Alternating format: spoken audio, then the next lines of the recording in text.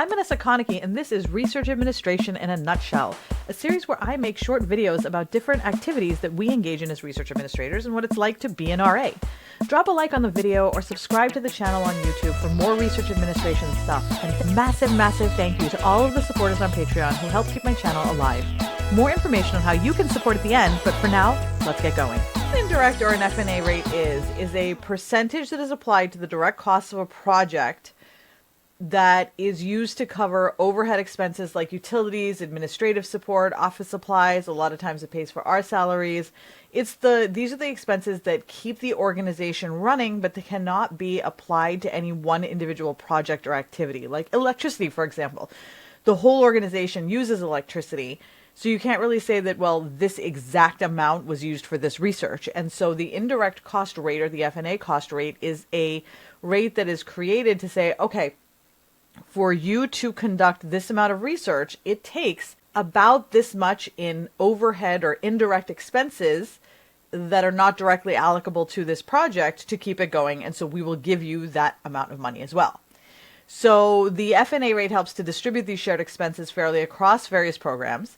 And sometimes the IDC rates is added on top of the amount. So let's say, for example, you're applying to a grant for the NIH.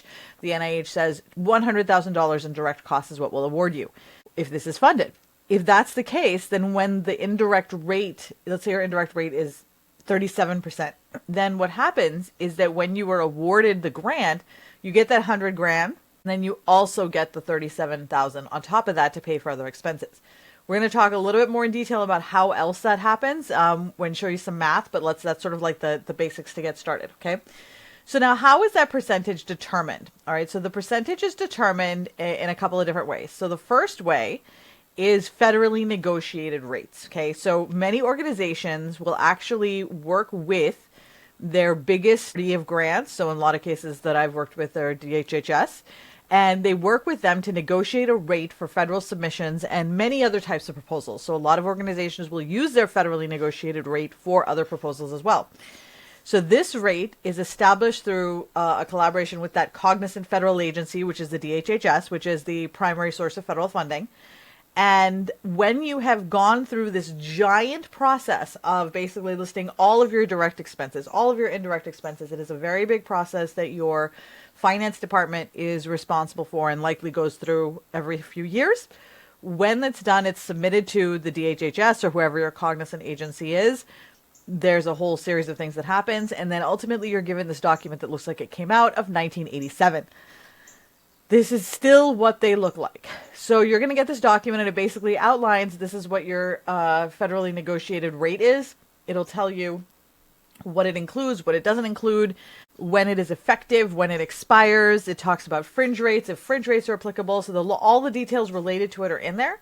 If you have a federally negotiated rate, it is likely available to you to access. So you'll want to talk to your manager or you'll want to check on your organizational website. It is likely to be there somewhere. The federal government, in the event that, let's say, you don't have a federally negotiated rate, because it's a very, very cumbersome process, and not all organizations do, because it's not for a lot of organizations if they don't get enough federal funding, or if you're a for-profit submitting for an SBIR, they opt to do other things. So, for example, if you do not have a federally negotiated rate, federal agencies will apply a de minimis rate of 10%. So in this, going back to the original conversation where it's a $100,000 project, you're now getting $10,000, which is the de minimis, the amount that they will give you at minimum for you to cover your expenses. Now, as of the changes to the uniform guidance that are being applied for the 10/1 start date, for projects and the 10/1 start date, the de minimis amount is going to be 15%, okay? So for organizations without a federally negotiated rate, okay? For SBIR, STTR projects, the indirect cost rate is set at 40% for for-profit companies that do not have a negotiated rate. However, there are for-profit companies that have negotiated rates with a federally cognizant agency, in which case they have an IDC rate, they're not using that 40%. So I have worked with companies who have worked with cognizant agencies to come up with their IDC rates. And so when they apply, they don't use the 40% that would be typically assigned to an SBIR. They use their negotiated rate. Let's talk a little bit about how these are calculated before we dive in a little bit deeper in terms of what types of indirect cost rates there are in addition to the federally negotiated rate. So there are two different ways in which you can calculate your indirect costs. The first is the funding agency announces a NOFO, and this NOFO says that they say that they're going to award a total cost of $1 million and your IDC rate is 85%. That means that your direct and indirect has to come out of that 1 million. So the amount of direct dollars that the investigator is actually going to get is 540,000, not $1 million. Now, let's say on the flip side of it, they say we're going to award $1 million in direct cost, right? Then that means that the IDC rate being 85%, the investigator gets $1 million and then the organization gets $850,000 in indirect costs. So you can see that if it's a direct cost award, it's a lot easier in terms of managing direct and indirect because you're not taking the indirect out of that pool that is being awarded. Okay. Now, where this becomes very complicated is when you start getting to the foundations. So we talked earlier that in addition to your federally negotiated rate, there's different types of rates that may be applied to activities that occur within your organizations. For example, you may have a city-based campus and then a campus that is further out that it costs less to do research and the overhead that needs to be applied there is less. So you may have indirect cost rates that apply to your on-campus location, and then you may have indirect rates that apply to your off-campus location. So on-campus would typically be much higher, off-campus would typically be much lower. You may also have corporate sponsors. So let's say you're working with your technical ventures office. In that case, typically there is another indirect rate that may be assigned, or you might be using your federally negotiated rate in that case. However, let's talk about nonprofit sponsors. So you have nonprofit sponsors who are either, let's say, your American Heart. They're your JDRF, Juvenile Diabetes Foundation. They are your Gates Foundation. Okay, so we're talking about those types of foundations, but we're also talking about foundations like Pfizer has their 501c3 foundation from which they give awards. Gilead has their 501c3 foundation from which they give awards. These are not considered corporate sponsors. These are considered nonprofit sponsors. And typically those sponsors set their own indirect rates and say that, okay, we're going to give you this award for $10,000. That's what this NOFO is for. 0% IDC. You can't use any of it for IDC. Or you can use 10% for IDC. Or we'll give you 10,000 plus 10% for IDC. But the federally negotiated rate typically does not apply in these situations because these are smaller organizations with much less capital to play around with.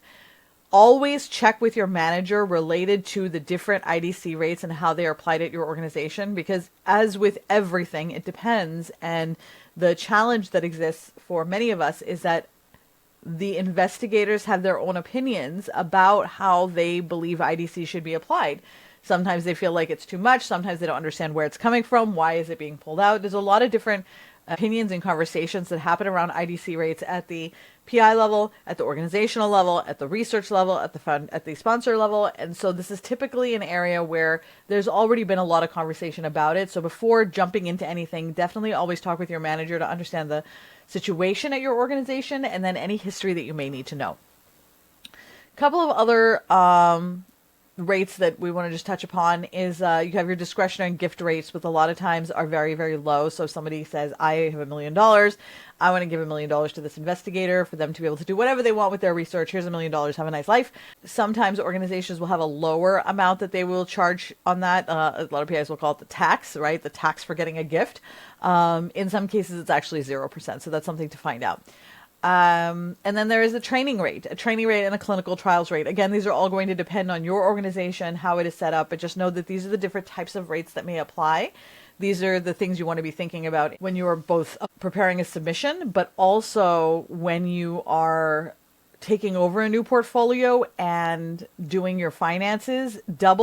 Always double check the IDC that has been charged against the rate. Make sure the distribution is correct. So if you're doing the finances, make sure that the IDC rates are pulling from the right base. And the reason why I recommend doing this is that even though we as research administrators typically do not get involved in the nitty-gritty of the IDC line, that's usually typically just a line that says IDC budget, IDC expenses, the end. We're not typically that deeply involved.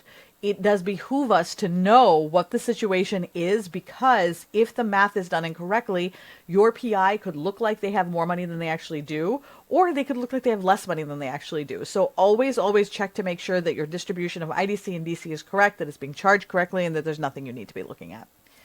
Now, let's talk a little bit about the basis for calculating IDC. How is it calculated? We talked earlier about this is what happens when you have a direct cost award or a total cost award, okay? So the other thing to consider is that there is the way in which IDC is calculated is typically calculated on a few different baselines, okay? So that means that what is the base that we're using to calculate that 85% off of? So for example, on average, in this right-hand example, we're saying the direct cost award is going to be about $1 million and the IDC rate is going to be $85,000, right? And the IDC rate is going to be 85%. That assumes that every single thing that is on the budget is eligible to have IDC charged on it. And that is not always the case. Okay? So most federal awards will be charged of the IDC will be calculated based off of what is called the modified total direct costs. And the modified total direct cost means we're going to take the total direct costs that exist, remove some key items, and this becomes what is known as the IDC base. And then the indirect amount is calculated based off of that. So the IDC rate is applied to that amount. The things that are typically removed are the amount of any subaward over $25,000. That is going to be changing soon. We'll talk a little bit about that at the end of this video. And equipment over $10,000. There are additional items that are exempt from the modified total direct cost base, and those are typically outlined in your federally negotiated rate. For research administrators related to indirect costs, the things that we really need to know are, one is we get involved when it comes to doing reconciliations, as I said earlier, making sure that the IDC is charging correctly, that it's posting correctly, so on. We are typically heavily involved during the submission process when the investigator gives us their budget, and we go through it and make sure that the indirect charges are being calculated correctly based off of this budget. Because let me tell you, there's nothing worse than getting an award and discovering that the indirect cost was incorrectly calculated, and as a result, the investigator is going to be getting less money, or the organization itself is going to get less money. But in the end, someone is unhappy about it. So it always behooves us to make sure that we are spending a little bit of extra time on the IDC base, calculating the IDC, making sure that all of the numbers are being allocated for, so that before we submit the grant, we know that we're asking for the appropriate direct cost and the appropriate indirect cost. And now, what everybody's been looking for, the update to the uniform guidance related to indirect costs. The uniform guidance updates were recently announced for 2024, and these updates are to create a more streamlined, simplified, and transparent federal financial assistance guideline. Because ultimately what they're trying to do is reduce the burden on federal agencies, on applicants, and on recipients, because let me tell you, it is freaking chaotic. If you have been doing this for any period of time, you know that the uniform guidance is a big confusing document in which there are many inconsistencies. So revision is meant to streamline that process. Specifically related to indirect costs, there are a few things that are being updated and changed that you probably want to know about. The first is that the threshold for equipment is being increased from $5,000 to $10,000. So when equipment is being purchased at the cost of $10,000 or under, it can be expensed instead of capitalized. And then if it's $10,000 or more, now that counts as equipment, and it is IDC exempt. The other change that they're making is a change in the definition for modified total direct costs. Okay, now modified total direct costs excludes equipment, capital expenditures, charges for patient care, rental costs, tuition remission, scholarships, fellowships, and participant support costs.